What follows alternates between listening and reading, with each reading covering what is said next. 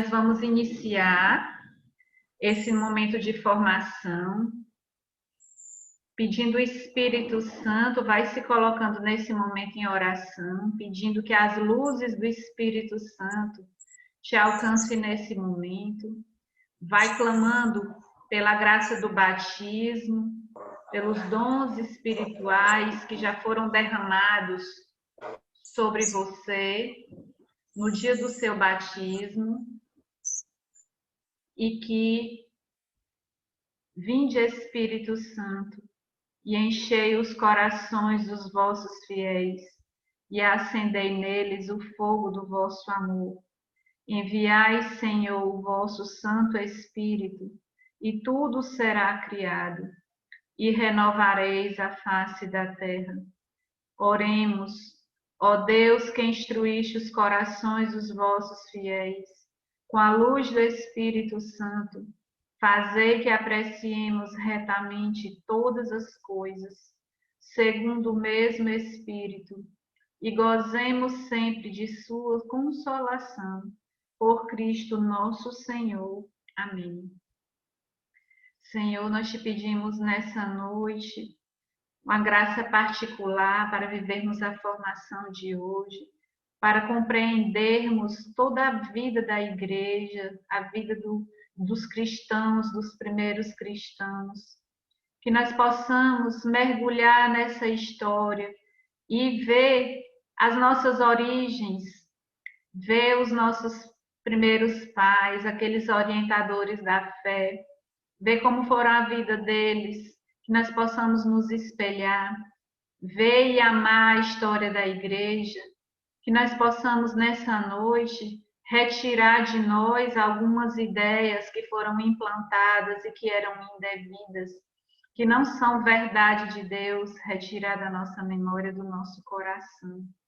Que o Espírito Santo hoje venha trazer luz à nossa inteligência e venha convidar a nossa vontade a dizer sim ao projeto de Deus. Que nós possamos nessa noite, conhecendo o caminho pelo qual, desde Jesus Cristo até hoje, o dia que nós estamos, nós possamos compreender os caminhos, né? Tudo aquilo que foi vivido pelos cristãos até que a Igreja Católica chegasse aos nossos dias. Que nós possamos amá-la, conhecendo essa história, defendê-la, que nós possamos compreendê-la e deixar que ela seja nossa formadora e nossa mestra, que ela seja também nossa mãe, nossa educadora. E que a partir desses conhecimentos, de tudo que a igreja vem passando, que nós possamos compreender também esse grande santo São Luís Grignon de Montfort, que inspirou essa espiritualidade tão mariana, que ajudou os pequeninos de seu tempo a vencerem todas as heresias e permanecerem católicos, fiéis no caminho que Deus os colocou. Nós precisamos e abrimos o nosso coração nessa noite para compreendermos toda essa verdade que também vai falar de nós, de cada um de nós. E rogamos a Nossa Senhora, ela que é a estrela do mar, que nos conduza nessa noite, que nos permita que ela seja essa noite um farol a nos guiar para nos encontrarmos com o Senhor.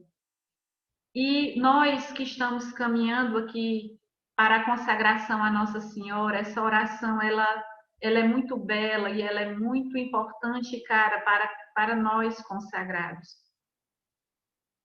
Diz assim: Ave do mar estrela, de Deus mãe bela, sempre virgem, da morada celeste feliz entrada.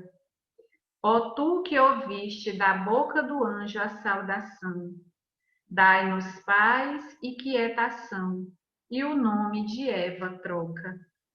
As prisões aos réus desata, e a nós cegos alumia. De tudo que nos maltrata nos livra, o bem nos granjeia. Ostenta que és mãe, fazendo que os rogos do povo seu ouça aquele que, nascendo por vós, quis ser filho teu. Ó Virgem especiosa, toda cheia de ternura, extintos nossos pecados, dai-nos pureza e brandura. Dai-nos uma vida pura, põe-nos em via segura, para que a Jesus gozemos e sempre nos alegremos.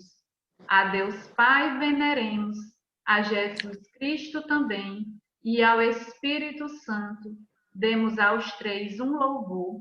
Amém.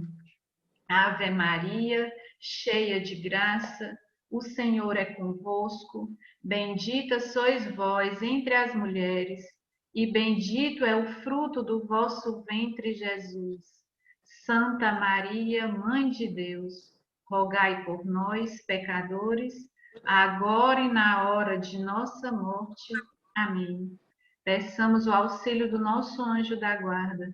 Santo anjo do Senhor, meu zeloso guardador, se a ti me confiou a piedade divina, sempre me rege, me guarde, me governe, me ilumine. Amém. Salve Maria Imaculada. Vou começar aqui a compartilhar a tela da nossa formação.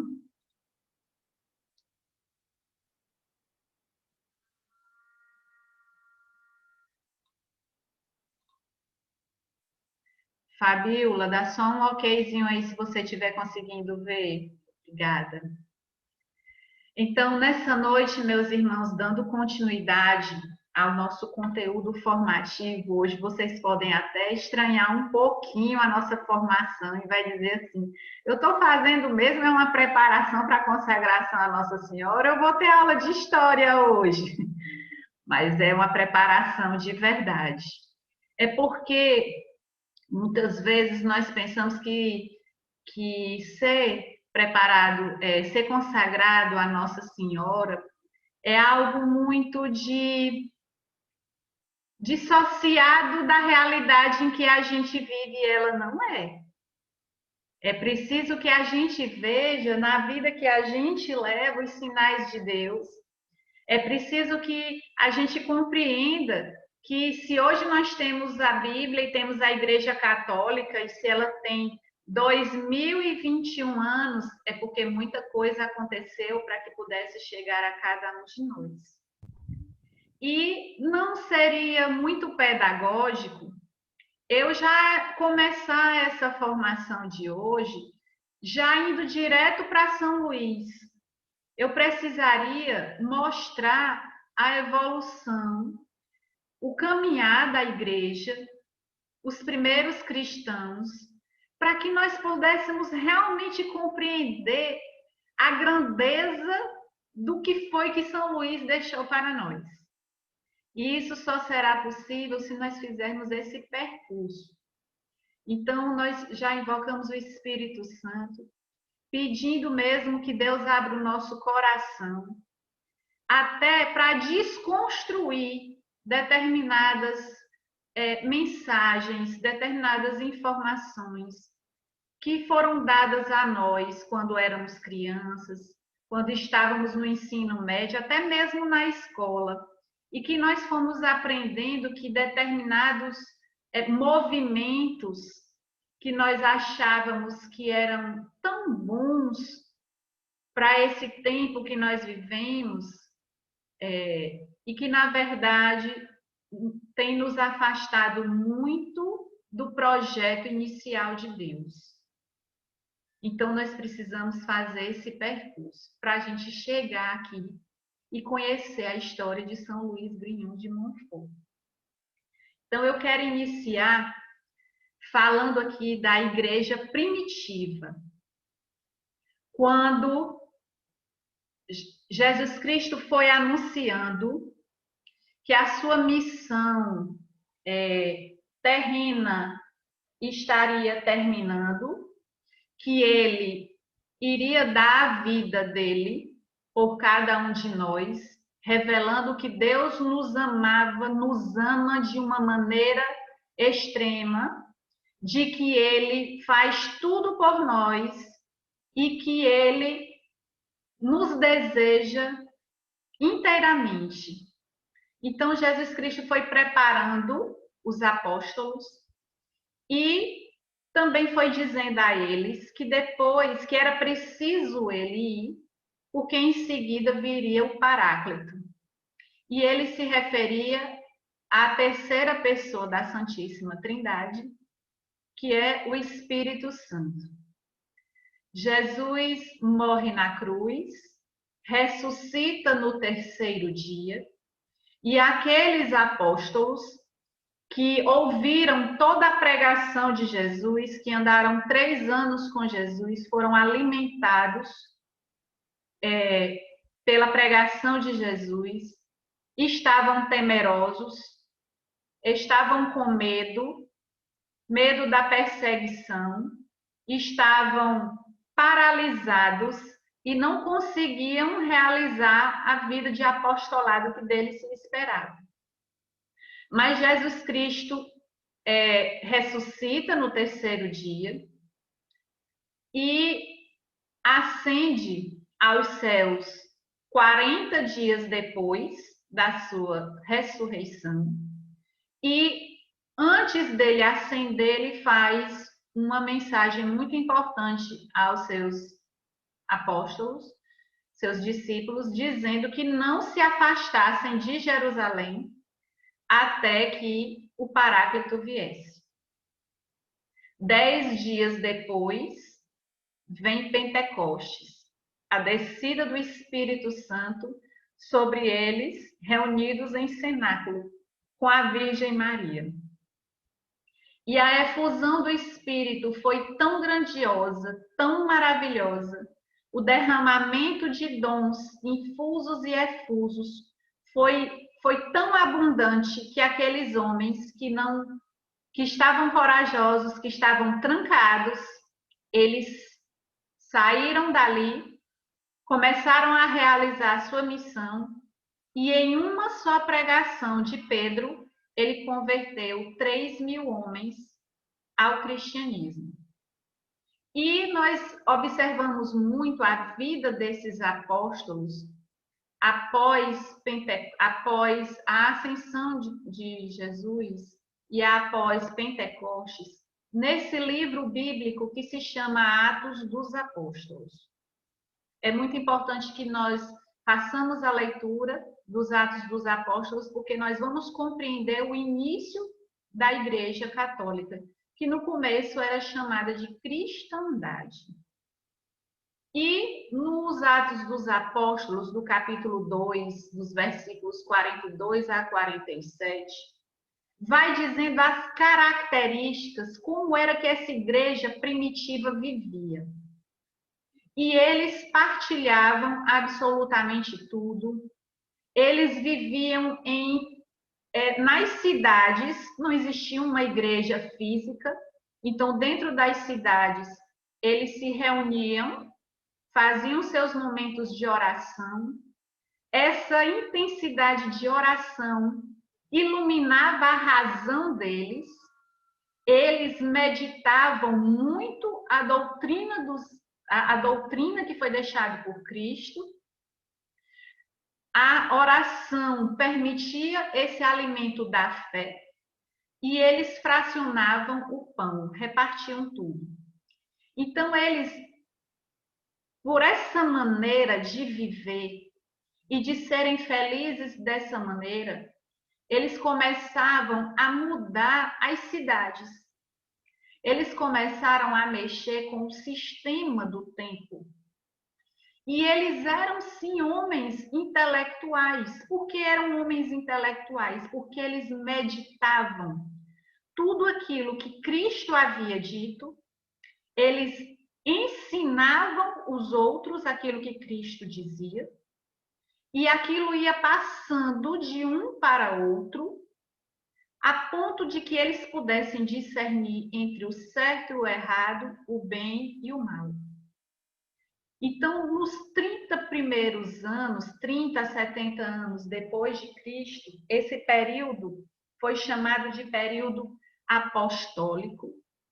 Depois a igreja passou a viver esse período subapostólico, que findou 135 anos depois de Cristo. Depois, quando o imperador romano começou a perceber que a cristandade, que os cristãos, eles tinham Deus como cabeça, que Jesus Cristo era o caminho, a verdade e a vida. Eles começaram a temer esses cristãos. E aí vem o período dos mártires, e após o período dos mártires vem a institucionalização da igreja. A igreja se torna, no período de 135 a 313 anos depois de Cristo, como uma instituição. Ela começa a se organizar como uma instituição. E como foi que nasceu essa igreja? Nasceu em Pentecostes, tanto que Nossa Senhora, ela é comemorada após Pentecostes como Maria, mãe da igreja, porque ali nasceria a igreja em Pentecostes, e inicia a vida missionária. E nós temos a presença de Pedro, que evangeliza principalmente a pessoa dos judeus, e nós temos a pessoa de Paulo, que evangeliza principalmente os pagãos. E que até num primeiro momento houve até uma divergência entre eles se a Boa Nova deveria ser anunciada aos pagãos. E ficou demonstrado que sim.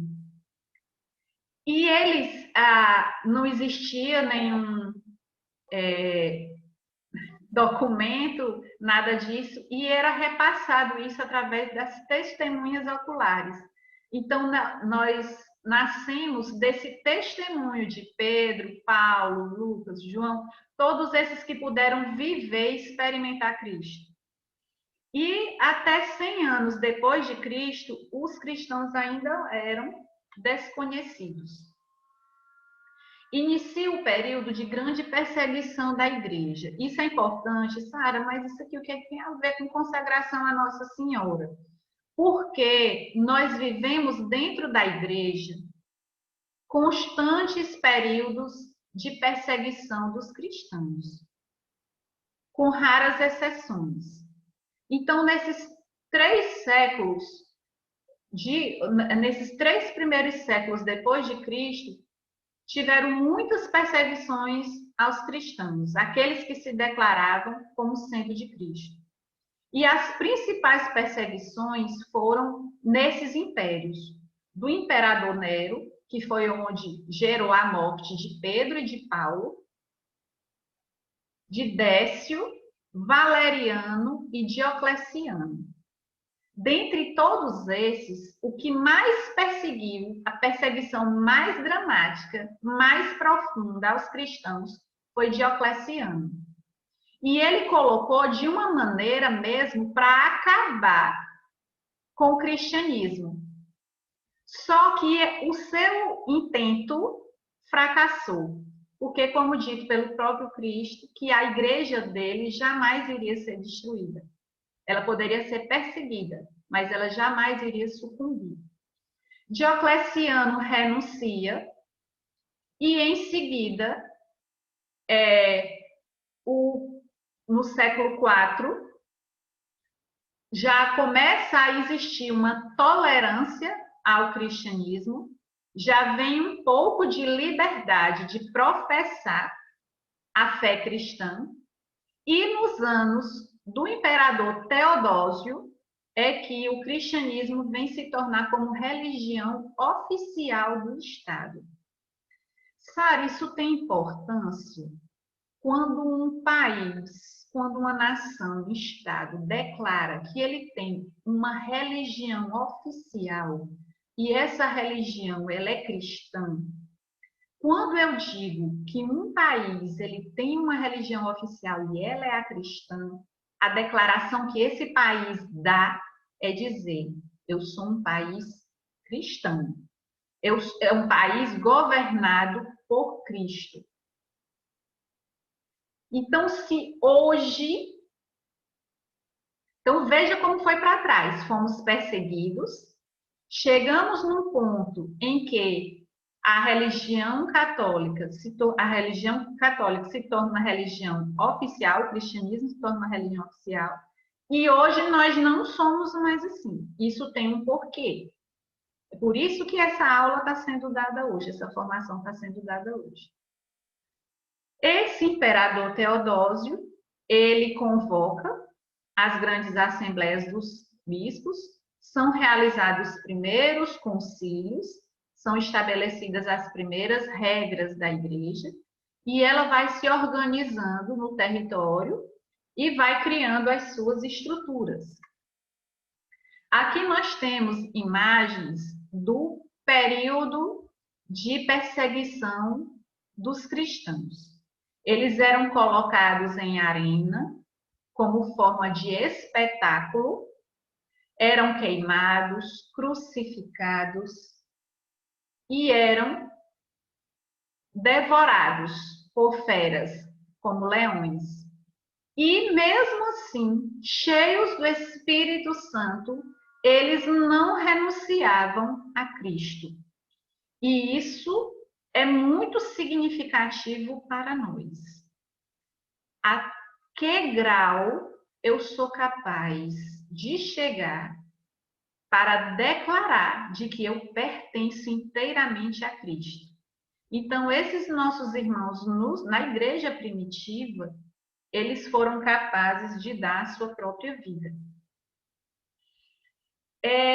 A igreja, quando ela começa a se institucionalizar de uma determinada maneira e vai se aproximando do império e o cristianismo se torna a religião oficial, determinadas pessoas cheias do Espírito Santo começaram a fazer uma determinada reflexão. Nós estamos nos aproximando do império, estamos nos aproximando do mundo, mas o cristão não pertence a esse mundo. Ele está nesse mundo, mas ele deve desejar a vida eterna. Ele está aqui de passagem para cumprir a sua missão, amar a Deus, conhecer a Deus e servir a Deus nesse mundo. E, a exemplo de Santo Antão, eles começaram a compreender que poderia ter uma aproximação do governo com a igreja, mas em nenhuma maneira a igreja poderia se submeter ao governo. O governo era que deveria se submeter à igreja. Isso também é muito significativo para nós. Quando nós vivemos tempos em que muitas vezes a igreja se esquece de onde ela veio, o que ela prega e se submete a um governo sem Deus. Então é que surge um movimento chamado de monarquismo.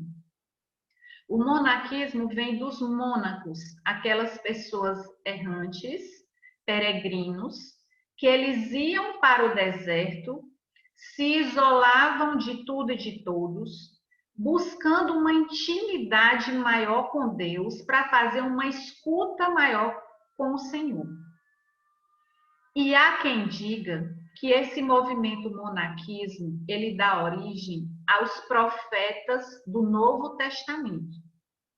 No Antigo Testamento, nós tivemos vários profetas em que Deus falava com eles e eles eram os atalaias de Deus, davam a mensagem de Deus para aquele povo, e ai deles se eles não avisassem, né? Se não dessem a mensagem de que Deus estava dando para eles. Então, o monarquismo, ele revela que pessoas elas se abstinham de tudo, de qualquer luxo, de qualquer conforto, de qualquer convívio, para entrar numa intimidade com Deus, ou seja, seria uma renúncia muito grande, e que por conta dessa renúncia muito grande, a palavra de Deus diz que aquele que deixar tudo por causa de mim, né? será recompensado. Então, eles entendendo essa mensagem de Cristo, esses eremitas foram vivendo dessa maneira, e por conta deles viverem assim, eles tinham essa escuta mais aprofundada, porque não tinha o barulho do mundo, e conseguiam ouvir a vontade de Deus e anunciar para aquele povo. Então, o monaquismo tipo anacoreta, que foram dos eremitas, ele surgiu mais ou menos nos séculos 3 e 4. Com o monaquismo, no século 4, surge o que nós chamamos de poder sapiencial. Sara, o que é esse poder sapiencial? É fazer essa escuta de Deus, é viver um profetismo de renúncia do mundo para conhecer melhor a vontade de Deus. Então, renunciam a casamento, renunciam a convívio familiar, várias coisas para poder fazer a vontade de Deus, um chamado especial de Deus para essas pessoas. Então, é como se o poder sapiencial fossem os profetas do Novo Testamento. E aí eles temiam. Qual era o temor do monaquismo? O medo da mundanização da igreja se contaminar com o mundo. E que, em hipótese nenhuma, a igreja deveria se submeter a ele. A princípio, o governo começou a achar que isso seria uma espécie de anarquia, já que ele havia declarado de que o cristianismo seria a religião oficial. Mas, com o tempo, esse sentimento de achar que seria anarquia, ele cessou. E aí veio a cristandade medieval. Com a cristandade medieval, muitas invasões germânicas ocorreram lá no Império Romano. E aí o Império Romano se esfacela e só quem consegue resistir é a cristandade. E aí, como a igreja resiste, ela começa a evangelizar esses povos bárbaros. E o primeiro povo evangelizado foi a França. Grave o nome desse país. A França foi o primeiro povo bárbaro evangelizado. O primeiro povo em que o rei se declarou cristão. E houve o Concílio de Trento, em 1545 a 1563, e pela primeira vez foi usada essa expressão Igreja Católica. E o termo católico significa que é uma religião universal, que vem da palavra grega. Então, a Igreja Católica, quando ela nasceu com esse nome, ela nasceu para ser uma igreja universal. E aqui eu queria fazer uma leitura, nesse momento da nossa formação, da profecia de Daniel, que está no capítulo 7, dos versículos 13 a 14. Daniel vê: eu continuava contemplando nas minhas visões noturnas, quando notei, vindo sobre as nuvens do céu, um como filho de homem. Ele adiantou-se até ao ancião e foi introduzido à sua presença. A ele foi outorgado o poder, a honra e o reino. E todos os povos, nações e línguas o serviram. Seu império é império eterno, que jamais passará, e seu reino jamais será destruído. Então, a profecia que Daniel fez antes de Cristo foi dizendo que viu vindo do céu o Filho do Homem, que é Cristo, e que ele foi até o ancião, que é Deus Pai, e se colocou diante da sua presença, e Deus Pai deu a ele todo o poder, honra e todos os reinos, povos, nações e línguas o serviram. Esse conceito de universalidade vem daí. Já foi profetizado que a verdadeira Igreja de Cristo, que é a Igreja Católica, ela há de chegar a todos os povos, todos os reinos, todas as nações, e todas elas devem declarar que Cristo é o Senhor. Depois, quando nós chegamos no século V e VI, o monarquismo, que era eremita, que eram daquelas pessoas que se colocavam no deserto, isolados, veio um novo conceito de monarquismo, que é o monarquismo cenobítico, que já seria a graça de Deus de fazer com que essas pessoas que desejavam servir a Deus inteiramente com a sua vida, viver o celibato, viver uma austeridade de vida, viver uma reclusão, elas poderiam viver em comunidade. E começam a ser criados os primeiros mosteiros. Então, os mosteiros, eles tinham essa clausura, essa reclusão, eles buscavam uma vida ascética, que era uma vida que, apesar de estar no mundo, mas é sempre buscando as coisas do alto, que é como nós rezamos no Pai Nosso. A primeira coisa que a gente diz é: Pai Nosso que estais no céu, santificado seja o vosso nome. Então, a primeira coisa que a gente pede é que o reino de Deus, que é buscando sempre as coisas do alto. Eles viviam uma vida austera, com bastante restrições, muitas orações, meditando a palavra de Deus, vivendo uma vida rigorosa de disciplina corporal e muito trabalho. E nesse período, com essa criação desses mosteiros, né, e a institucionalização da igreja, do cristianismo, como instituição religiosa, as cidades, elas vão começando a crescer ao redor desses mosteiros e dessas igrejas. E o que é que o que é que esses monges começaram a fazer? Criar escolas.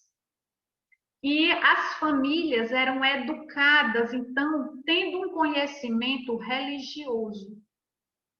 Então, tudo ali congregava para que o ensino, para que fosse ensinado que Jesus Cristo e experimentado que Jesus Cristo era o caminho, a verdade e a vida. Isso era um tempo considerado de felicidade.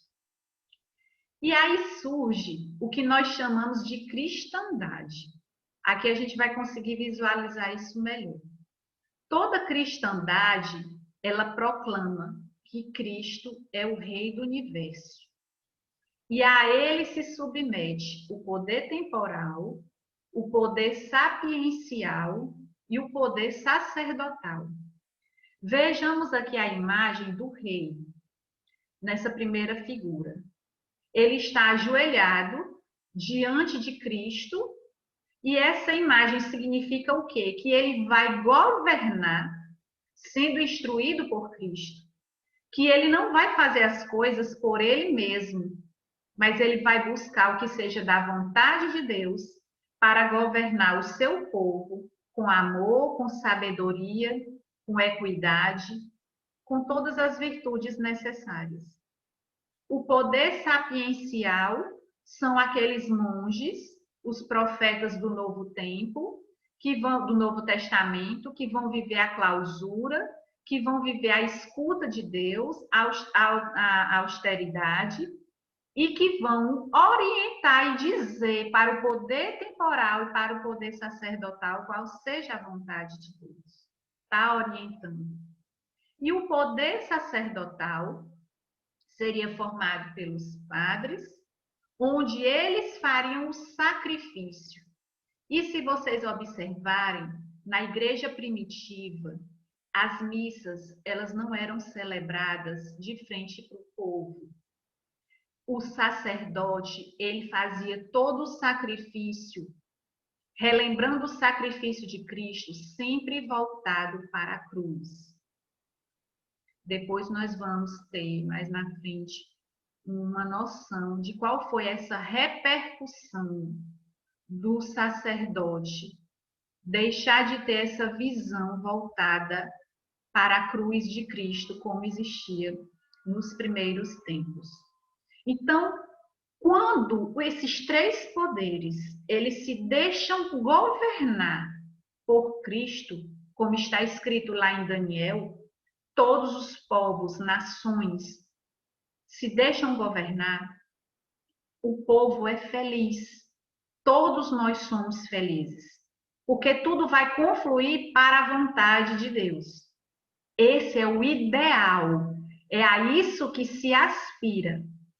Quando nós olhamos para a nossa realidade de hoje, que nós podemos perceber que os filhos prediletos de Nossa Senhora, que são chamados de sacerdotes, e quantas aparições de Nossa Senhora que ela pede: rezai pelos meus filhos prediletos, fazei oração, sacrifício e penitência pelo poder sacerdotal. Quantas vezes Nossa Senhora nos pede que nós façamos oração, sacrifício e penitência pelos religiosos, aí representado pelo poder sapiencial. E quantas vezes ela nos pede também para que os governos temporais também se voltem para o Filho dela, que é Cristo. Então, nós vivemos aí uma situação de ordem. Tudo está ordenado. Fora disso, vira desordem. Então, a cristandade era esse sistema de relação da igreja com o Estado, uma determinada sociedade e cultura. Só que nessa relação, a igreja não se submete ao Estado. A igreja orienta o Estado. E quando é que esse modelo de cristandade, ele praticamente é rompido? Com isso que nós vamos falar muito hoje, que se chama Revolução Francesa. Esse modelo de ordem, ele é praticamente rompido com o que se chamou Revolução Francesa. Então, na história do cristianismo, o sistema de cristandade, ele se iniciou quando foi feito o Tratado de Paz, em 313, quando Constantino decreta paz aos cristãos e deixa de perseguir a igreja. E aí surge a primeira modalidade de cristandade, que foi no Império de Constantino. Quais são as características de um tempo em que existe a cristandade? Então, existe a cristandade quando o cristianismo é a religião do Estado. Sara, então, se hoje no Brasil nós não temos religião oficial e o Estado se declara laico, qual é a conclusão que nós chegamos? É que nós não estamos vivendo em tempos de cristandade. Quando existe uma relação entre a igreja e o Estado no sentido de união, em que a igreja respeita o Estado respeita a igreja, mas sabendo que a igreja foi constituída por Cristo e que ela orienta os demais poderes. Quando ela se manifesta como uma religião de unanimidade. E hoje nós estamos vivendo tempos em que as pessoas declaram que todos os caminhos levam a Deus. Então, nós estamos bem distante desse modelo de cristandade. E era considerado o único oficial e ele deveria valer para todos, letrados e iletrados, clero e leigos. Já houve tempo na história da igreja em que os reis, eles eram declarados reis pelo poder sacerdotal. Então, o poder sacerdotal era que, em nome de Deus, que eram os representantes de Deus na terra, declaravam que aquele homem, aquele rei, era que deveria governar aquele país, em nome de Cristo. Tudo era em nome de Cristo. Só que vieram as heresias. O que é heresia? O que é a Igreja Católica? Para ela nos reger, e nós vamos ver em seguida a importância das normas, e nós estamos seguindo nesse caminho de cristãos, seguindo normas desde o Antigo Testamento até o Novo. Então, por exemplo, os 10 mandamentos da lei de Deus já vêm do Antigo Testamento. Tudo aquilo que a Igreja Católica declara como dogma de fé e que nós devemos cumprir aquela regra, porque aquela regra que vai nos levar a Cristo, quando nós rejeitamos essa regra, nós estamos diante de uma heresia. E o que é a condição de heresia? É de estar fora da igreja. Quando eu pratico uma heresia, eu me coloco numa condição de apartamento da igreja. Eu estou afastado da igreja, fora da igreja. E a primeira heresia que foi declarada pela igreja, já no século II, foi a gnose, gnosticismo. O gnosticismo, olha o que eles declaravam. Que o mundo tinha sido criado por uma divindade imperfeita. Que Deus, quando fez o mundo, ele não era perfeito, porque se ele fosse perfeito, ele não tinha feito esse mundo com tantos males. E que a vida nessa terra, ela era uma forma maléfica usada para aprisionar o espírito humano. Que nós somos aqui presos nessa terra por uma divindade imperfeita e que só poderíamos alcançar o bem no nível espiritual. Que por isso nós não podíamos nos culpar, nós não temos culpa nenhuma de nenhum mal na terra. Eles não seriam causados por nós, eles seriam causados por Deus, coloca a culpa em Deus. E que o Deus bom apenas, então já vai falando de mais de um Deus. Tem um Deus imperfeito, tem o Deus bom. Então já nega aquilo que a Igreja Católica prega de que só existe um único Deus. E que fora de Deus tudo é erro, tudo é engano. Que esse Deus bom apenas colocou no nosso coração uma centelhazinha do amor divino, e que essa centelhazinha do amor divino é que poderia em algum momento nos despertar para a verdade. E eles tinham os seus próprios textos e evangelhos. Eles não aceitavam os textos e evangelhos que a Igreja Católica considerava que eram os livros oficiais. Portanto, eles já queriam viver num processo de afastamento da igreja. E chegaram, e eles se dividiam entre si. Uns chamavam Jesus de um mero profeta e outros diziam que Jesus era um falso Messias. Então, isso era o quê? Uma heresia. Foi declarada pela igreja, mas a gnose, ainda hoje, ela deixa a sua mancha em determinados pensamentos que nós poderemos observar mais à frente. O maniqueísmo, que veio no século III, eu sei que essa aula pode estar assim, muito formativa mesmo, mas é importante esse conhecimento para a gente poder se defender de determinadas informações que chegam para nós. Então, o maniqueísmo, ele usava o sincretismo, assim como a gnose. Ele juntava elementos do budismo, junto com o cristianismo, junto com o Zoroastra, com o hinduísmo. E aí eles diziam que como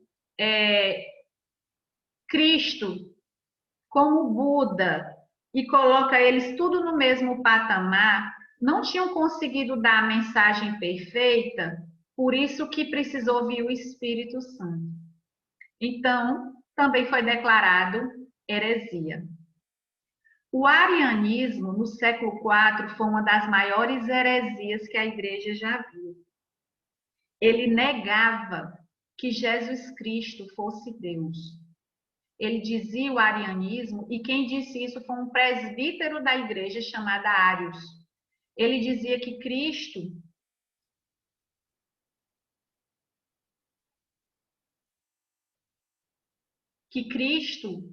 era uma criatura. E foi por isso que foi preciso a igreja escrever o credo. E o primeiro credo foi chamado credo niceno, constantinopolitano, que dizia assim, que Cristo foi gerado e não criado, consubstancial ao Pai. Às vezes, na missa, nós rezamos esse credo, declarando que o arianismo é heresia, de que Cristo é da mesma substância que o Pai. E o arianismo, ele negava o dogma da Santíssima Trindade. O pelagianismo, no século V, já dizia que nós não precisávamos da graça de Deus, que nós poderíamos nos salvar por nós mesmos. Então, ele negava tudo, absolutamente, tudo que Cristo tinha feito por nós. Por isso é herético. Os iconoclastas, no século VIII, eles diziam que os católicos, que os cristãos que eles deveriam se afastar do cristianismo porque nós adorávamos imagem. De que o culto às imagens era o que os iconoclastas alegavam que nós não poderíamos fazer. Mas veio o concílio de Heria e o segundo concílio de Nicéia criando o dogma de fé de que nós podemos sim venerar os ícones, sem nos tornar idólatras. Então, quando vier alguém de uma religião, de alguém protestante, lhe chamar de idólatra porque você cultua uma imagem, você saiba se defender, que quem alegou isso lá para trás foram os iconoclastas e que isso era heresia. E que você pode sim venerar uma imagem porque ele lhe lembra Cristo. E Cristo teve corpo. Cristo se encarnou no seio da Virgem Maria. Os cátaros e valdenses foram outras heresias. Eles também descenderam lá da gnose. A gnose continuou causando muitas coisas, mas os cátaros, eles dividiam o povo entre os perfeitos e os crentes, que eles não poderiam se misturar, que tudo aqui na terra seria ruim, que o mundo material foi criado por Satanás, não foi criado por Deus, não, foi criado por Satanás, que apenas o mundo espiritual é que ele é bom. E que os homens deveriam se purificar, deveriam buscar a ascese por meio da penitência, e que os homens todos não poderiam se casar, eles eram contra o matrimônio, eles eram condenavam o casamento, condenavam você ter filhos, não comiam carne, declarados hereges. Foi preciso até uma cruzada para defender a Igreja Católica dessa heresia. Veio o protestantismo e o anglicanismo no século XVI, o jansenismo no século XVII, o modernismo no século XIX e o relativismo moral, que eu vou falando um pouquinho mais na frente quando a gente for encontrar no nosso contexto. Mas pega aí a sequência. Nós vamos agora introduzir o tema do protestantismo. O que o protestantismo fez com a cristandade? Lembremos aqui que a palavra de Deus, ela nos exorta, São Paulo, ele conheceu um jovem chamado Timóteo. Timóteo foi discípulo. O que é um discípulo? Ele foi ensinado, ele foi preparado por Paulo. E o pai de Timóteo era pagão. E a mãe de Timóteo, ela era temente a Deus. E Deus não desampara essa falta de paternidade espiritual de Timóteo e coloca Paulo na vida de Timóteo, que o ensina. Então, quem puder um dia pegar as duas cartas de São Paulo a Timóteo, vão ver que beleza, que maravilha que é. Os ensinamentos que Paulo dava para Timóteo. E é isso que a gente vai trazer um pouquinho hoje. Na primeira carta de Timóteo, no capítulo 1, Paulo diz assim para Timóteo: Paulo, apóstolo de Cristo, por ordem de Deus, nosso Salvador, e de Jesus Cristo, nossa esperança, a Timóteo, meu verdadeiro filho na fé. Graça, misericórdia, paz da parte de Deus e de Jesus Cristo, nosso Senhor. Torno a lembrar a recomendação que te dei quando parti para a Macedônia, que devias permanecer em Éfeso para impedir que certas pessoas andassem a ensinar doutrinas extravagantes e a preocupar-se com fábulas e genealogias. Em outras palavras, o que Paulo estava dizendo para Timóteo é que ele tivesse cuidado com as heresias, com as falsas doutrinas, aquilo que iria afastá-lo da verdadeira fé. Que ele mantivesse o coração puro, uma boa consciência e com uma fé sincera.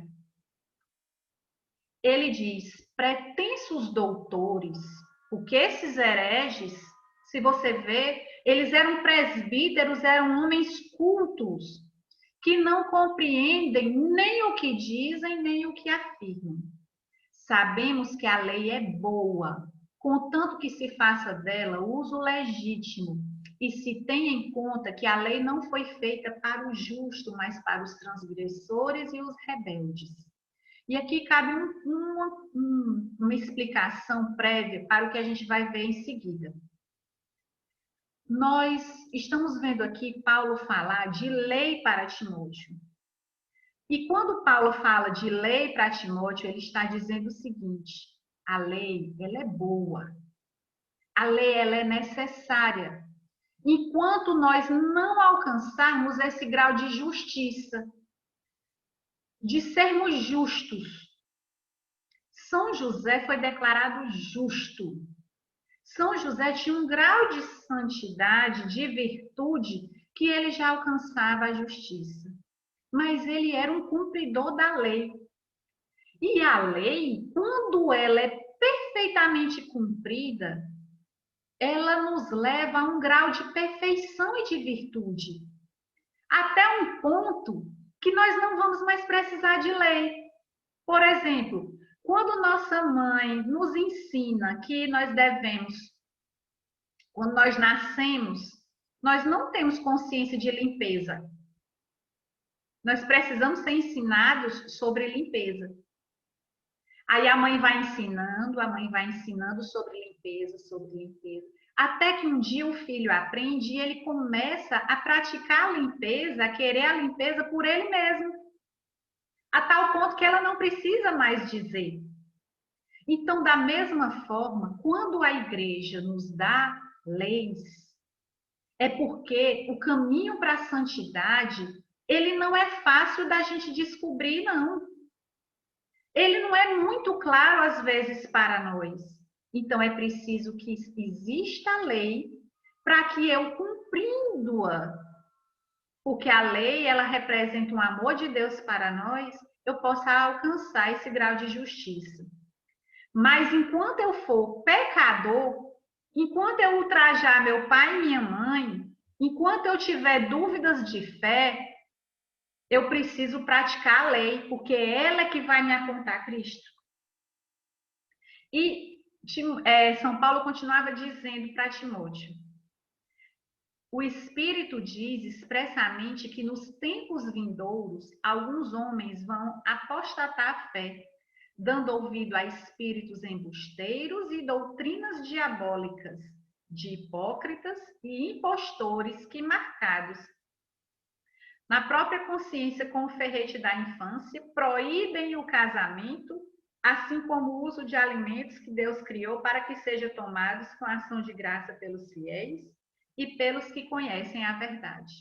Então, São Paulo já ia profetizando a Timóteo que as heresias viriam, que os erros, que algumas pessoas iriam querer implantar determinados erros que não eram verdade de fé. E ele diz e exorta Timóteo: prega a palavra de Deus, insiste oportuna e importunamente, repreende, ameaça, exorta com toda paciência e empenho de instruir.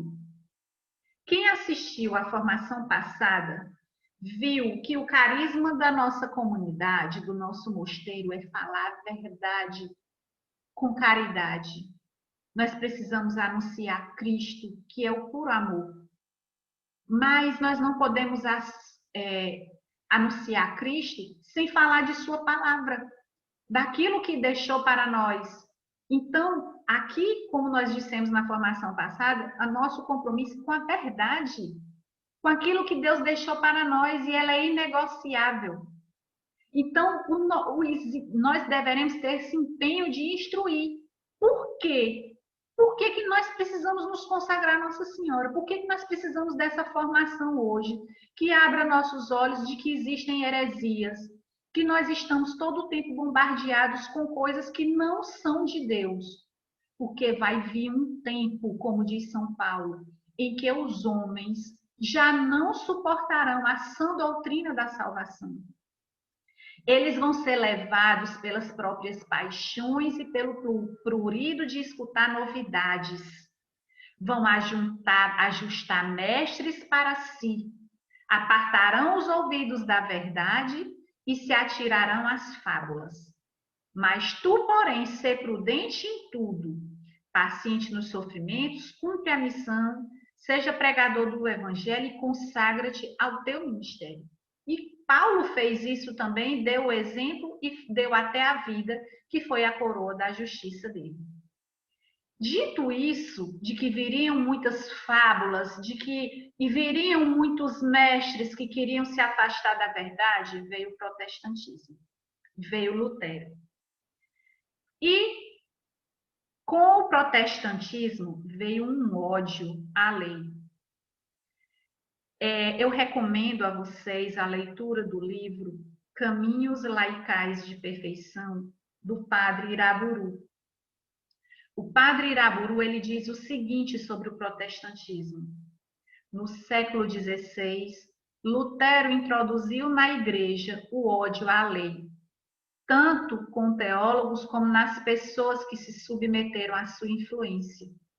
De acordo com sua doutrina, a doutrina protestante, entre a lei religiosa e o evangelho de Cristo, existe um abismo intransponível.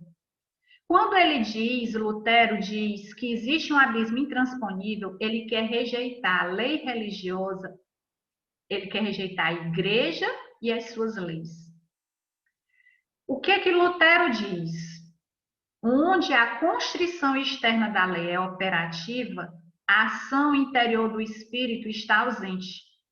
De fato, a lei espera a salvação, o cumprimento de certas obras prescritas por ela, e faz com que o homem coloque nela sua esperança. Mas, diz Lutero, a salvação não é pelas obras, mas puramente pela fé em Cristo Salvador. Quando o Lutero diz que a salvação não é pelas obras, que não existe salvação pelas obras, que é só a fé que salva, ele vai dizendo que nós não precisamos cumprir nada, nenhum mandamento da lei de Deus, que do jeito que você viver está bom, que Deus olhe o seu coração, né? Que tudo está bom, que Deus vai te salvar. Só que isso é herético, porque Deus que te fez, ele não vai salvar, não vai te salvar sem você. É preciso que você aceite Jesus Cristo e o seu projeto. Então, isso é muito importante da gente compreender o protestantismo, porque ele foi ter várias influências lá diretamente na França para a gente poder chegar no nosso santo São Luís Grignon de Montfort. Então, nós vamos falar aqui de Luís XIV. Luís XIV ele foi rei da França, ele começou a governar a França com 5 anos de idade. Enquanto ele era criança, a sua mãe assumiu a governança e depois ele se torna o monarca, assume por si o governo. E ele reinou por 72 anos. Ele se casou com Teresa da Espanha, né, para fazer o elo entre a França e a Espanha, fazer um caminhado de paz com esses dois países. E chegou num ponto em que Luís XIV não estava, apesar dele ter perseguido os jansenistas, e o jansenismo é também uma heresia, que eu disse para vocês que ia falar, e ela era muito contemporânea de São Luís. O jansenismo, ele pregava que já existiam os predestinados, que você quando nascia, já estava certo o seu caminho, ou você ia para o céu ou ia para o inferno, nada do que você fizesse iria adiantar. E o jansenismo, ele tinha um ódio terrível dos jesuítas, porque em 1534, quando surgiu a ordem jesuíta com Santo Inácio de Loyola, essa ordem, ela se tornou a defesa da igreja. E o jansenismo estava empregado em destruir a igreja, estava empregada a querer apartar o governo, a administração da igreja do poderio do Papa, do governo do Papa. Queria apartar, queria causar divisão. E Luís XIV, ele era contemporâneo de Santa Margarida Maria Alacoque, que você vê bem aí nessa imagem. Santa Margarida Maria Alacoque, ela vê Jesus Cristo. E Jesus Cristo diz para Santa Margarida uma mensagem muito importante no dia 17 de junho de 1689. Ele pede que Santa Margarida peça ao rei Luís XIV que consagrasse a França ao Sagrado Coração de Jesus. Só que essa consagração Luís XIV não fez, Luís XV não fez e Luís XVI não fez da forma como deveria ter sido feita. E como essa consagração da França ao Sagrado Coração de Jesus não foi atendida, 100 anos depois veio a Revolução Francesa em 1789 e o terceiro estado proclama essa Assembleia Nacional e despoja o rei, que no tempo era Luís XVI, dos seus poderes legislativos. Fazendo elo disso com a aparição de Fátima. A irmã Lúcia, ela recebeu algumas revelações privadas que fazem referência a essa aparição e diz que a consagração da Rússia ao Imaculado Coração de Maria tinha que ter sido cumprida num período de 100 anos. Porque, como a França não fez, 100 anos depois veio a Revolução Francesa. Então, a preocupação de Lúcia de 100 anos, se essa consagração da Rússia ao Imaculado Coração de Maria não acontecesse, poderiam ter grandes tragédias para a humanidade. E isso levou muitos católicos a concluírem que o momento que se completasse o centenário das aparições de Fátima seria de crucial importância para o próprio segredo de Fátima. E aí, o que Nossa Senhora disse para a irmã Lúcia, em 1931? Eles não desejam atender o meu pedido. Olhe para o rei da França. Eles se arrependerão e então farão a consagração, mas será tarde demais.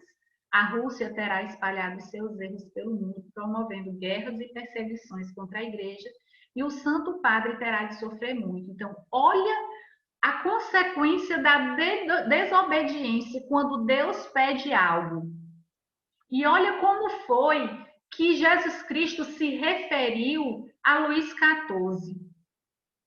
Ele disse, o Pai Eterno, desejando reparar a amargura e a agonia que o adorável coração de seu divino Filho suportou nos palácios dos príncipes deste mundo, ou seja, não existia mais cristandade, o poder temporal não se submetia mais a Cristo, por meio das suas humilhações e ultrajes, tem um microfone aberto.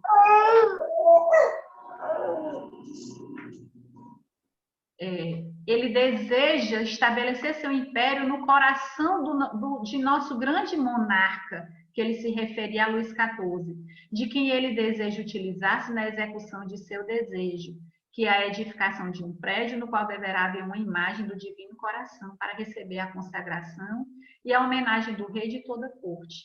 E ele chama Luís XIV de amigo fiel. E Luís XIV, ouvindo a mensagem dada por Santa Margarida Maria Alacoque, que ela utiliza como intermediário um padre que acompanhava, ele não faz a consagração. E aí, como foi dito por Nossa Senhora para Irmã Lúcia lá em Fátima, que a exemplo do rei da França, que não consagrou a França ao Sagrado Coração de Jesus, a não consagração da Rússia ao Imaculado Coração de Maria também iria trazer muita aflição. E aí vem noutra aparição em que Jesus Cristo pede o dia dedicado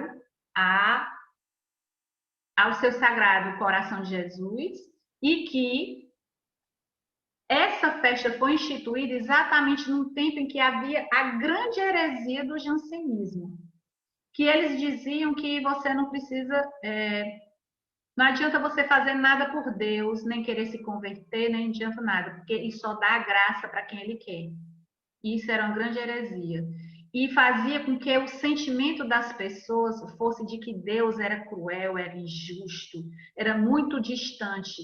E Deus, para se aproximar de nós, vem com essa aparição para Santa Margarida Maria Alacoque, dizendo que o coração dele tem amado tantos homens e que ele em nada se poupou até se esgotar e se consumir para testemunhar o seu amor, dizendo que Deus nos ama, para negar exatamente essa heresia do jansenismo. Depois do protestantismo e antes da Revolução Francesa, que a Revolução Francesa foi armada, foi guerra realmente, era preciso destruir os ideais cristãos. E aí veio o iluminismo. O iluminismo, vamos olhando aqui para o lado direito, ele foi um movimento intelectual que surgiu na França e cuja principal característica foi defender o uso da razão sobre a fé. Então, eles valorizavam a razão do que a fé. E que por conta disso, o rei não tinha nada a ver com Deus, não, ele tinha que ser deposto. Não, monarquia não era para existir. E que era preciso existir muita liberdade, porque o homem era senhor de si. Ele seria capaz de descobrir o que seria melhor para ele. Que ele precisaria viver realmente era livre da igreja. E aí isso veio também para o Brasil e influenciou em Confidência Mineira, Conjuração Baiana e Revolução Pernambucana. Então nós precisamos olhar para essas revoluções aí, muito influenciadas por esses ideais iluministas, que seriam ideais contra a igreja e contra o altar. E quem eram os principais pensadores? John Locke, Montesquieu, Voltaire, Rousseau, que foram os idealizadores da Revolução Francesa. Depois que eles conseguiram colocar todas essas ideias de que a igreja deveria ser destruída, de que a igreja não deveria colocar normas para ninguém, que o homem deveria ser o senhor de si, que o conhecimento científico, essa revolução cultural era que deveria prevalecer, que a ciência que prevalece em relação à fé, veio a Revolução Francesa. Aqui é a fotografia da Revolução Francesa, mostrando o quanto ela foi sanguinária, o quanto ela foi idealizada por esses pensamentos revolucionários e heréticos desejosos de destruir a cristandade, a ordem entre poder temporal, poder sapiencial e poder sacerdotal. Luís XIV não consagrou a França, veio também Luís XVI, Luís XV não fez, Luís XVI também não fez. E Luís XVI era um homem bom, mas ele deixou ser influenciado por pessoas que participavam de lojas maçônicas, veio a questão da maçonaria. E a maçonaria, como uma sociedade secreta, muito inspirada também por esses ideais iluministas, Duque de Orleans, que era primo de Luís XVI e fazia parte dessa loja maçônica, ele começa a orientar Luís XVI num sentido que trouxe, inclusive, a morte para o próprio Luís XVI.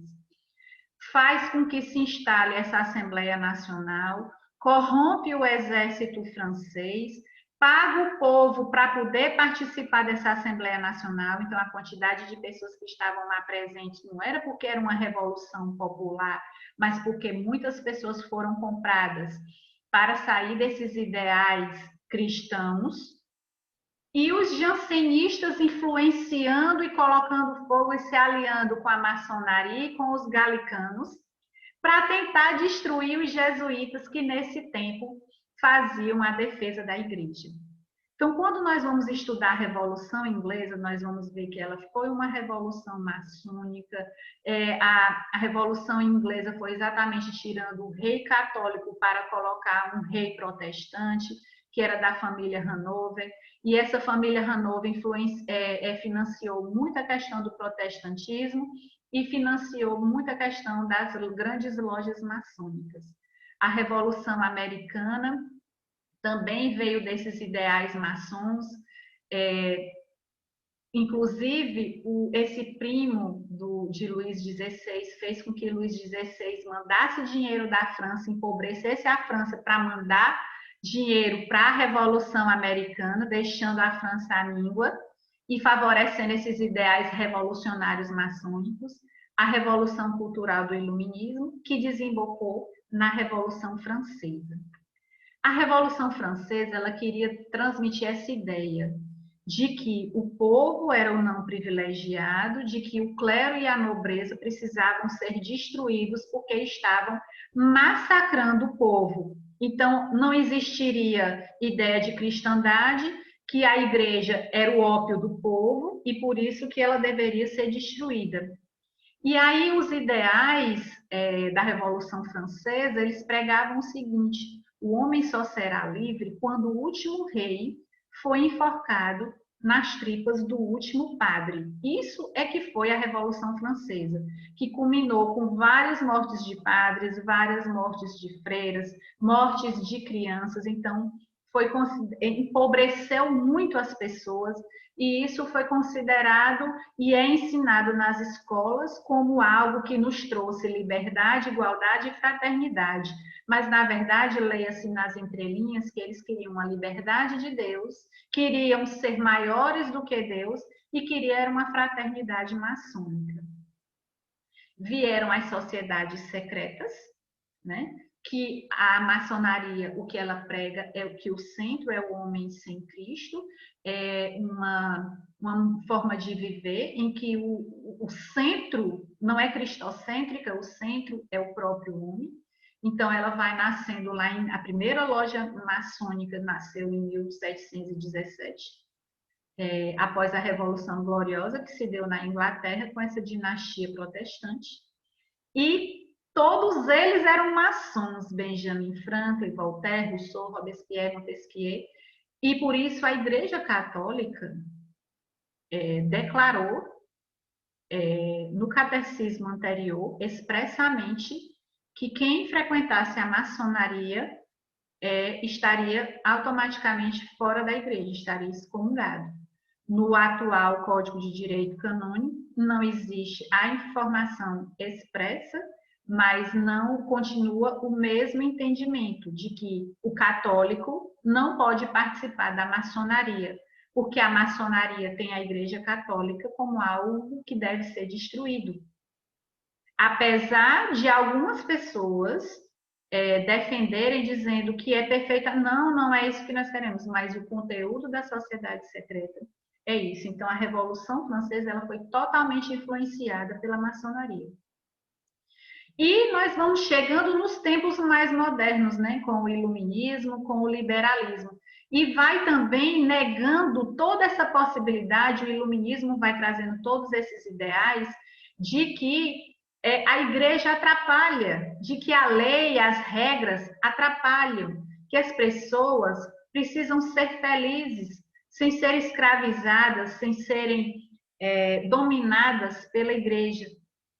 E o liberalismo vai defendendo isso, que não precisaria haver o governo de Cristo sobre o que nós fazemos.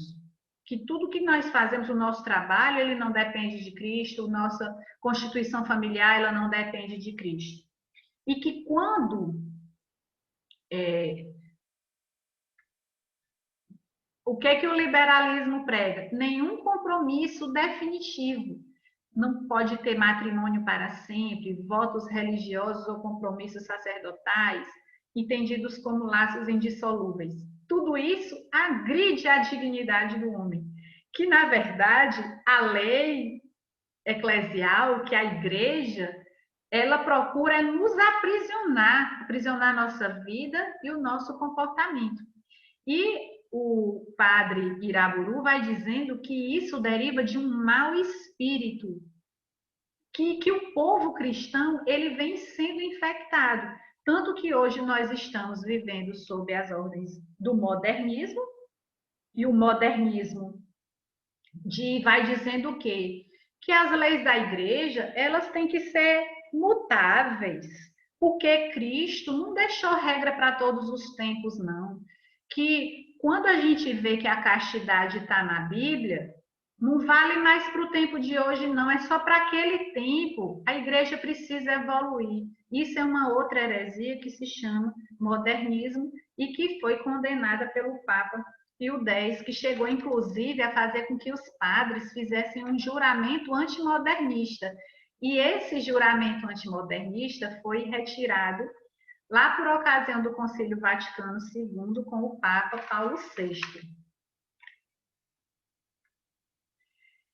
E quando nós vivemos sem regra, que é o que todas essas heresias querem, que nós vivamos sem a igreja, o que é que isso causa? Falta de vocações e de conversão. Nós temos dificuldade de direcionar nossa vida no espírito porque nós precisamos de uma ajuda, de uma regra de vida ou de um plano de vida. Nós, como consagrados a Nossa Senhora, nós só vamos vencer a batalha se nós obedecermos às regras. Mas se nós não queremos viver as regras, como nós vamos viver essas batalhas? Se nós formos olhar para essas heresias, nós vamos querer viver sem plano de vida, sem estratégia de vida, ou seja, sem Cristo. Nós vamos viver, vamos ter essa dificuldade de vontade e de mente de buscar essa perfeição. E nunca vamos querer nos submeter a uma orientação de um diretor espiritual. Para que eu vou precisar de um diretor espiritual se eu me basto? Que é isso que essas heresias estão trazendo. Então, quem é que pode escapar de tudo isso? Como é que nós vamos conseguir ser cristãos nos nossos tempos? Né? Então, nós precisamos muito do Espírito Santo. Convém, então, percorrer um trajeto. E, gente, a consagração à Nossa Senhora, eu quero dizer bem aqui para vocês que já são 9h23, se eu me estender um pouquinho aqui na formação hoje, não vai ser muito tempo, mas se nós abraçarmos a consagração como um trajeto divino de Deus para nós, para nos livrarmos de todos esses erros, esses enganos, essas fábulas, essas vãs doutrinas, como foi dito por São Paulo, nós agradeceremos a Deus por sermos consagrados. Então, o padre Iraburu, ele vai dizendo que a igreja sabe que um rio é água e leito. A água, o mais vivificante é a água, que é o Espírito. Mas a água, ela corre através de um canal muito concreto. Todo rio, ele tem um leito. A água não está espalhada, ela corre dentro de um caminho. E esse caminho é o trajeto, são as regras que a igreja nos dá. E que as regras, elas tornam os nossos pedagogos, são aqueles que vão nos ensinando o caminho que a gente deve trilhar. Então, quando a gente olha para a igreja, a gente deve olhar para a igreja como esse rio. É um canal seguro. As águas vão passar, o espírito vai passar, mas eu preciso cumprir as regras. Eu preciso cumprir os mandamentos. Eu preciso fazer as orações que me são pedidas. Eu preciso ter uma vida de sacrifício. Eu preciso dizer não à minha carne para o meu espírito poder fluir. Então, as regras, elas têm uma função pedagógica. Então, toda essa ideia revolucionária, elas querem tirar esse trajeto, esse leito do rio. Como o protestantismo diz, não, eu só preciso da água, tá? E a água vai correr por onde? Como é que você vai chegar a esse canal? Para a gente alcançar a perfeição, nós vamos precisar cumprir a lei. Onde não há Cristo, existe uma aversão generalizada a toda lei que ajuda a vida no espírito. Então, esse espírito de anomia é viver sem regras, sem normas, foi inoculado, se não como tese, pelo menos como uma tentação. Onde o luteranismo criou raízes, a vida religiosa, sujeita a regras e votos, desapareceu. Olha o que foi que o protestantismo conseguiu fazer. Ele tirou as regras. Aí o que foi que aconteceu? Várias igrejas protestantes, uma dizendo, a minha igreja é a certa. A outra diz, o batismo é para salvação. Jesus Cristo não é Deus. Uma diz, eu posso doar sangue. A outra dizendo, não pode. Uma dizendo que acredita no sacramento, a outra dizendo que não acredita. A trindade é pagã. Uns dizendo que admite o divórcio, outros não admitem o divórcio. Gente, isso daí é a consequência de se retirar o trajeto, de querer interpretar a palavra por si mesma, sem o auxílio da igreja. E há quem diga que o fim de Lutero foi como essa imagem está dizendo aí. Por que eu fui criar essa reforma protestante? Ele morreu arrependido do que ele tinha feito. Porque o que ele causou, esse abandono da igreja, esse abandono da sã doutrina, causou tudo isso daí. Essa celeuma em que as pessoas não sabem mais o que é certo e o que é errado. E Santa Teresa d'Ávila, que viveu nesse tempo do protestantismo, ela dizia que se ela pudesse, ela disse no livro dela, Caminho de Perfeição, que se ela pudesse, ela daria 1000 vidas para salvar uma só das almas que ali se perdiam, conta dos luteranos na França. Então, o protestantismo na França foi devastador. A falta da consagração da França ao Sagrado Coração de Jesus foi devastador. Então, é preciso a gente ter esse amor católico, à lei e à igreja. Porque a lei, a nossa igreja, a igreja católica, ela diz que eu vou viver liberdade, mas é junto com a graça de Deus. Que tanto a fé como as obras são importantes. Que Deus tem 2 atributos imprescindíveis e que são conjugados. Eu não posso anunciar só que Deus é misericórdia sem anunciar a justiça de Deus. Deus é justiça e Deus é misericórdia. Deus, a igreja, ela atua sob a regência do Espírito que forma as leis. As leis são inspiradas pelo Espírito. E é vivendo assim que nós chegaremos à santidade. Vivendo assim é que nós viveremos um caminho de perfeição. Então, quando nós formos falar aqui de consagração à Nossa Senhora, que a gente começar a dizer, o consagrado ele leva uma vida austera, o consagrado ele leva uma vida ordenada, o consagrado leva... Aí você começa a dizer assim, eu não quero viver isso não. Eu não quero me submeter a essa regra não. Então, a gente já começa a ver que espírito é que pode estar querendo causar alguma resistência a isso. Vejamos que esse espírito revolucionário, esse espírito de dizer que eu não vou obedecer, ele começou no grito lá no paraíso. Lá no céu, aliás, no paraíso não, no céu.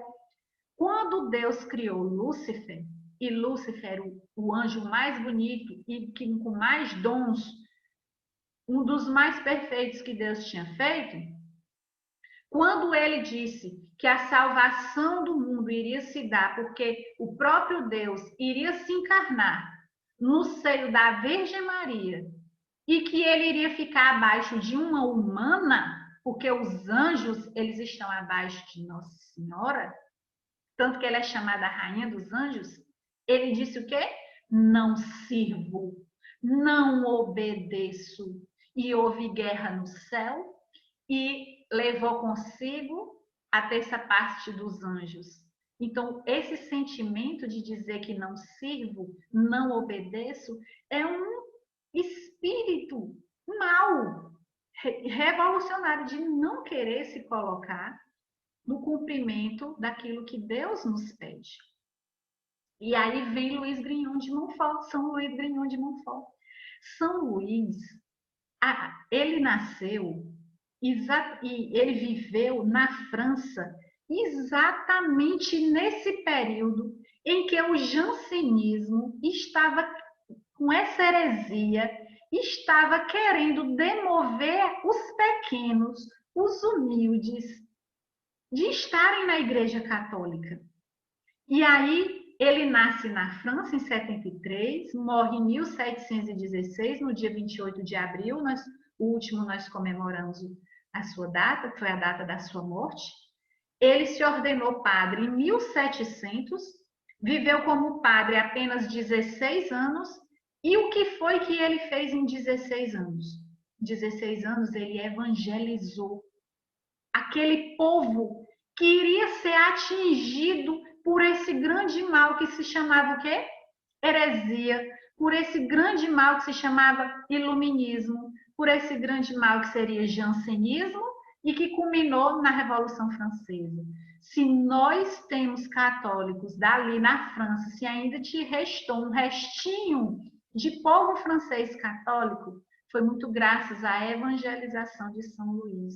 Então, o método que ele cria para nós é um método testado, um método eficaz, daqueles que vão resistir a todo bombardeio do mal, mas vão continuar gritando que vão servir Cristo Rei, que são da Imaculada Conceição, Maria Rosa Mística, e que não vão sair da Igreja Católica. E foi isso que São Luís fez com esses pequeninos. E ele foi buscar, né? Ele foi buscar na fonte dos jesuítas, ele estudou em colégios jesuítas e ali veio essa formação dele, muito importante, porque os jesuítas, como eu disse, eles eram esses grandes defensores da Igreja Católica e pregavam a sã doutrina. E aí ele veio a estudar no seminário de São Sulpício, saiu lá do interior, veio para estudar em São Sulpício, em Paris, mas o dinheiro foi curto para ele, e aí ele não conseguiu permanecer, foi viver no meio dos pobres, adoeceu, chegou a ficar hospitalizado, mas quando ele consegue se recuperar, ele consegue um emprego na própria faculdade onde ele iria estudar, em São Sulpício, e o emprego dele era na biblioteca. E lá São Luís se deleitou com todos os livros de espiritualidade, se encheu de Deus, se encheu das regras, se encheu da maravilha de que é a Igreja Católica. E ele começa a escrever as suas obras. E nesses primeiros anos de sacerdote, ele até pensou em ser eremita, mas Deus lhe chamava mesmo, era para ser um missionário e pregar para os pobres. Cria a primeira comunidade dele, que se chama a Companhia de Maria, e ele, em companhia de Marie-Louise Trichet, ele funda as Filhas da Sabedoria. E engraçado que muitas vezes próximo de um homem, Deus coloca uma santa mulher, e essa mulher, ela morreu no dia 28 de abril, 70 e poucos anos depois do santo, mas ela foi fiel àquela espiritualidade, àquela fé que foi deixada por São Luís e chegou a morrer no mesmo dia que ele. E São João Paulo II beatificou a Marie-Louise. Olha como é importante, viu? Nosso papel feminino também na evangelização. Então, ele foi considerado missionário apostólico. O Papa, como a França estava extremamente atingida por esses revolucionários que chegaram até o ponto da Igreja da França se apartar da Igreja que se submetia ao Papa, mas São Luís vai até Roma, se apresenta para o Papa e diz que ele quer fazer alguma coisa pela Igreja. E o Papa diz a ele que ele nomeia ele um missionário apostólico e diz que ele dá um cajado para ele e diz a ele que ele evangelizasse esses pequenos e lembrasse a cada um deles que eles são batizados. Opa, esse é o grande viés da espiritualidade de São Luís Grignon de Montfort, de fazer-nos lembrar que nós não somos pagãos, nós não podemos viver como pagãos, nós somos batizados, fomos por esse sacramento, somos reis, profetas e sacerdotes, chamados a realizar também o sacrifício para que Deus seja amado e conhecido. Então, São Luís parte em missão, começa a evangelizar esse povo, né? E graças a essa grande influência dos jesuítas que ele recebeu. Ele escreve, então, essas obras, o Tratado da Verdadeira Devoção à Santíssima Virgem, o Segredo de Maria. Quem não comprou e tem a possibilidade de comprar, compre o Segredo de Maria. Você, aqui no curso, nós vamos ler o Tratado da Verdadeira Devoção à Santíssima Virgem, que ele escreveu, foi o primeiro que ele escreveu, ensinando essa espiritualidade. O Segredo de Maria, ele escreveu para uma irmã que disse que tinha dificuldade de ver aquela obra toda e de compreender. Aí ele fez um resumo para essa irmãzinha que se tornou o livro do Segredo de Maria. Então, se você sentir alguma dificuldade de entender o Tratado da Verdadeira Devoção, lê o Segredo de Maria, o que ele fez assim com muito amor para uma pessoa, mas olha quantas pessoas já alcançou. É uma forma de um pequeno resumo, de tornar mais claro aquilo que ele quis dizer no tratado. Escreveu o Segredo do Rosário, escreveu as cartas aos amigos da cruz, dizendo que nós, consagrados, precisamos sim abraçar as nossas cruzes. Escreveu as regras de vida e muitos hinos. E ele influenciou vários papas, Papa Leão XIII, Papa Pio X, Papa Pio XIII. Eles escreveram várias encíclicas, tiveram nos seus pontificados uma grande influência mariana, graças à espiritualidade de São Luís Grignon de Montfort. E Papa Leão XIII, quando da encíclica que ele fez por conta dos 50 anos da Imaculada Conceição, do dogma da Imaculada Conceição, ele, por conta da espiritualidade de São Luís Grignon de Montfort, o Papa Leão XIII chama Nossa Senhora de medianeira e corredentora, que são expressões utilizadas por São Luís e que até hoje ainda não foram declaradas como dogmas marianos, mas nós que somos consagrados e vamos ser ainda, né, que ainda estamos nos preparando, nós acreditamos que Nossa Senhora, todas as graças passam por ela e que ela, com o sim dela, ela também ajudou esse plano de salvação, que ela aceitou ser mãe do Salvador e permaneceu ao pé da cruz, recebendo a cada um de nós, né, como os filhos dela, lá do alto, dizendo: mulher, eis aí o teu filho, filho, eis aí a tua mãe. Papa Pio X amou Nossa Senhora por conta dos escritos de São Luís Grignon de Montfort, escreveu encíclicas belíssimas. O São Luís foi beatificado no papado de Leão XIII, veio a ser canonizado com o Papa Pio XII, e esse Papa aqui maravilhoso, totalmente influenciado por São Luís Grignon de Montfort, tanto que o seu pontificado, né, recebeu o lema pessoal, totus tuus, quer dizendo, sou todo teu, Maria, tentou colocar em tudo que ia fazer essa devoção mariana e tinha o Tratado da Verdadeira Devoção à Santíssima Virgem como o seu livro de cabeceira. Então, sigamos o exemplo do santo São João Paulo II. Então, São Luís, ele tinha essa característica, era um missionário autêntico, tinha um temperamento muito forte, há quem diga que ele tivesse o temperamento colérico, mas Nossa Senhora trabalhou todo esse temperamento e transformou isso em ousadia no espírito para que ele pudesse realizar grandes coisas para Deus. E essa frase dele, que eu coloco aqui, ela é muito importante e deve influenciar muito essa nossa preparação para a consagração à Nossa Senhora. Se nós fizermos qualquer coisa para não correr riscos por Deus, nunca iremos fazer algo de grande por Ele. Então, se consagre a Nossa Senhora e corra riscos por Deus, porque você vai realizar grandes coisas, né, para a implantação do reinado de Cristo.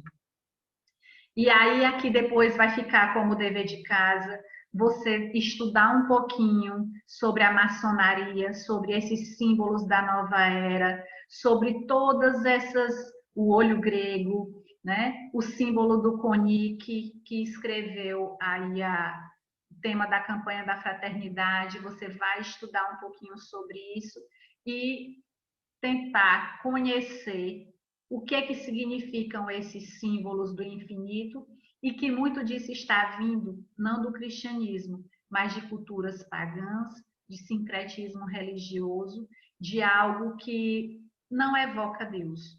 Então, eu agradeço vocês, estou terminando aqui 10 minutinhos além do nosso horário. Peço desculpas, a matéria hoje foi um pouco densa. Vou aqui interromper o compartilhamento.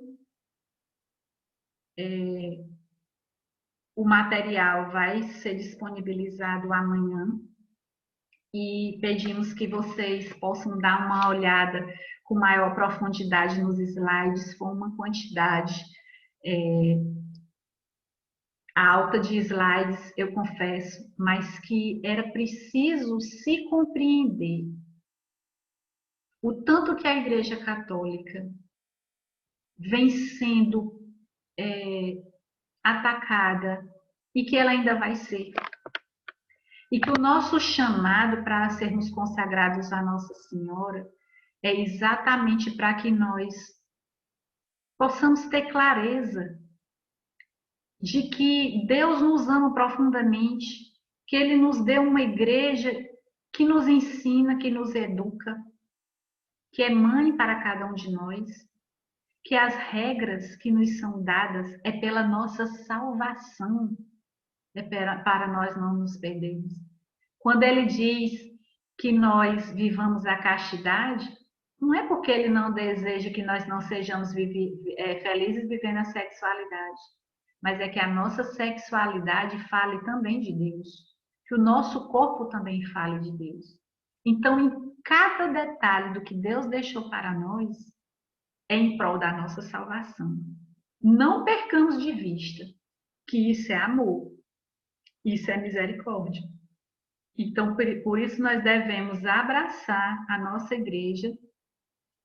Estão me perguntando aqui, quem faltou aula hoje, como faz para provar que assistiu a aula gravada? Não precisa me provar, não. Não precisa provar para a gente, não. Nós somos adultos. Estamos aqui num caminho de preparação. É preciso que fidelidade, compromisso, assistir esse material, porque quando nós começarmos propriamente a parte mais espiritual, você compreender isso daí com reflexo na realidade que nós vivemos hoje. A nossa espiritualidade, ela é para viver a nossa vida. E aqui a maioria acredita que são leigos, para nós podermos viver o nosso trabalho santamente, a nossa família, nosso âmbito familiar santamente, tudo que nós formos fazer, ter Cristo como centro de tudo. Então, nós precisamos compreender que a igreja é atacada E como consagrados a Nossa Senhora, nós também vamos ser. Nossa Senhora pisou na cabeça da serpente, mas a serpente quis morder o calcanhar dela. Nós também, ela vai querer morder a gente. Mas se nós nos abraçarmos ao rio que é a igreja, com o Espírito e com as regras, deixando as regras serem nossos pedagogos, para que o nosso espírito possa crescer em oração e nós alcançarmos essa plena liberdade de filhos de Deus, aí para o justo não precisa mais de lei. Aí nós seremos santos. E é esse caminho que nós sonhamos e desejamos trilhar. Tá bom? Agora, eu estou pedindo aqui que veja quem está participando, por quê? Gente, nós dissemos para algumas pessoas que as inscrições tinham sido encerradas, tinha tanta gente querendo assistir isso aqui ao vivo, e o link não pôde ser disponibilizado por conta da capacidade da plataforma.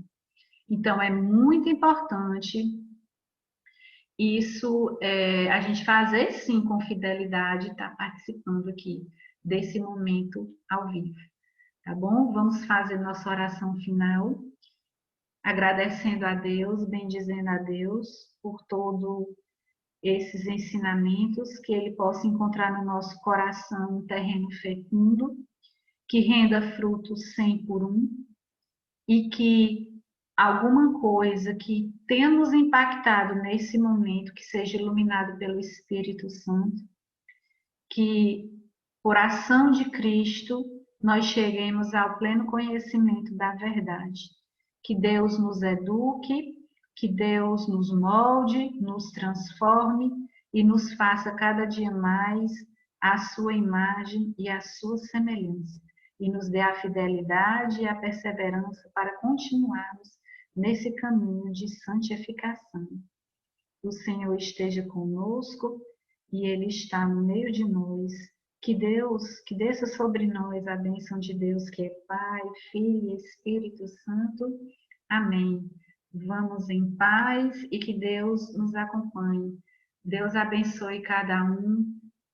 Viva Cristo Rei e salve Maria Santíssima.